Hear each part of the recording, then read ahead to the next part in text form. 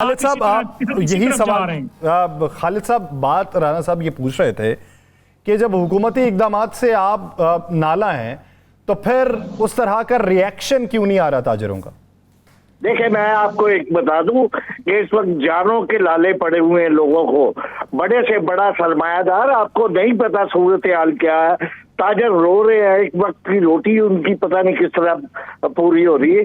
मैं तमाम मार्केटों की बात कर रहा हूं, जब 5% बड़े सरमायादार होंगे उनके लिए होगा ये बजट, लेकिन पाकिस्तान की 95% अवाम के लिए ये बजट नहीं है।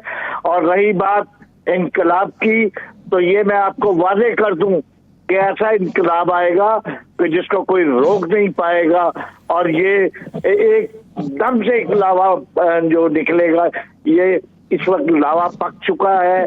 किसी से मिलके देख ले, किसी मार्केट में देख ले, मुल्क की इंडस्ट्री बंद हो चुकी है, ट्रेड बर्बाद हो चुकी है।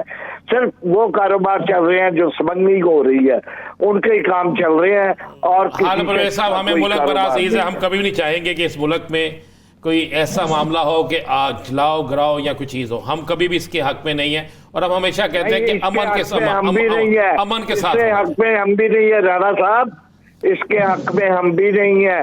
लेकिन हुकूमत को चाहिए ना कि ताजरों की बात सुने, और उनको अब टैक्स पर तो जोर दे रहे हैं कि टैक्स दें टैक्स दें टैक्स दें, और उसका नतीजा क्या निकल रहा है? उनके पास कारोबार कोई नहीं है, तो कहां से दें? अगर नहीं देंगे तो कहेंगे जी ये डिफाल्टर है जी, ये टैक्स चोर है जी। जो दे नहीं रहे इस वक्त टैक्स, उनसे लेना ये जानते नहीं है, इनके पास वसाइल नहीं है वो कि उनसे टैक्स वसूल करे। जो पाकिस्तान की जो टैक्स देने वालों की 60% लोग ऐसे हैं जो टैक्स नहीं दे रहे, देने वालों में 60% लोग ऐसे। जब हमारा कारोबार नहीं रहेगा तो हम सड़कों पर आएंगे। मैं आपको दावे के साथ कहता हूं कि ऐसी हड़ताल होगी कि पूरे मुल्क में आपको कोई पहिया चलता हुआ नजर नहीं आएगा।